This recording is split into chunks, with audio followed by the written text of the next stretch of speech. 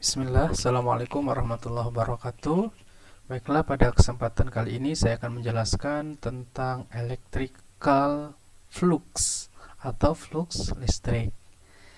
Jadi ketika ada sebuah benda ya, misalnya yang berbentuk persegi panjang, yaitu ini panjang, ini lebar ya, diletakkan pada suatu bidang yang dipengaruhi oleh medan listrik ya. Ini ada muatan positif-positif, ini muatan negatif-negatif, berarti arah medan listriknya adalah ke kanan. Nah, medan listrik ini menembus bidang ini,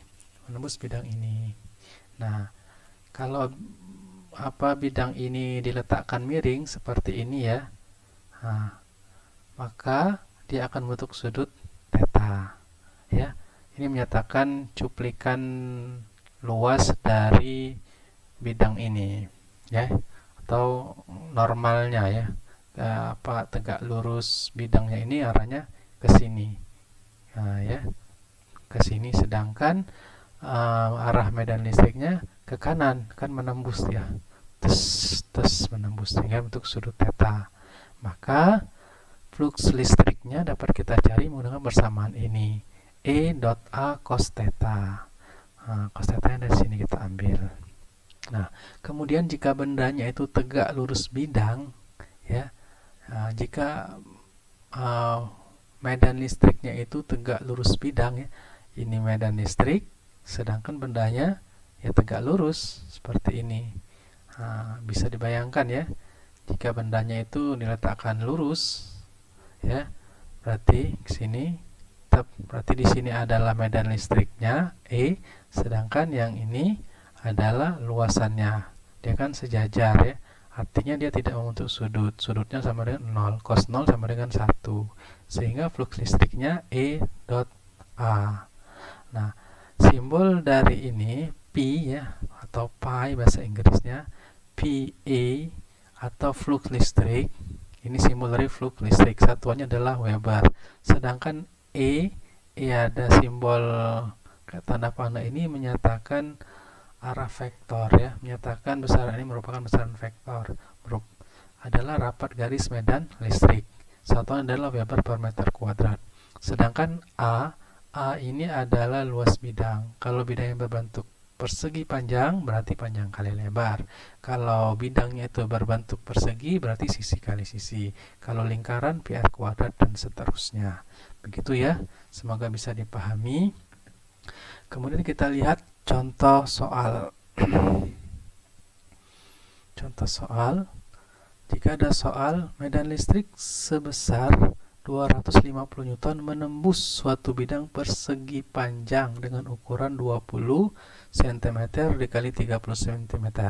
Di sini ada bidang ya, panjangnya 20, lebarnya 30 cm, diletakkan pada daerah atau wilayah atau area medan listrik ya.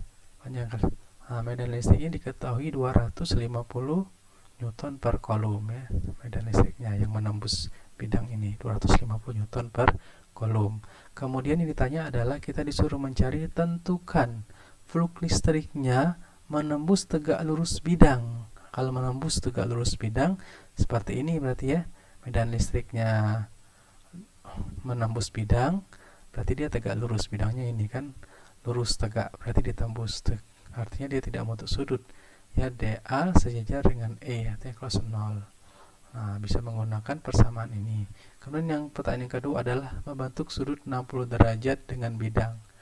Tetanya adalah 60 derajat. Nah, maka kita bisa mencarinya. Kalau dia tegak lurus bidang berarti E dikali A berarti 250 dikali dengan 6 kali 10 pangkat min 2 meter kuadrat ini. Maaf, salah, kurang. Nah, dapat dari mana ini Pak? Dapat dari sini. 20 kali 30, 600 cm kuadrat. 600 cm kuadrat dijadikan meter kuadrat, yaitu dibagi dengan 10.000. Ya enggak? 10.000 berarti 1, 2, 3, 4, berarti 0,06. 0,06 sama dengan 6 kali 10 pangkat min 2 meter kuadrat. Ini kita kalikan, dia akan menghasilkan 15 Weber. Nah, kalau dia membentuk sudut 60, ya sudah, kalikan dengan setengah. 250 kali 6 kali 10 pangkat min 2 dikali dengan 1/2. Atau 15 Weber ini dikalikan dengan setengah. Sama 15 kali setengah yaitu 7,5 Weber. Oke, itulah penjelasan singkat dari kami. Terima kasih.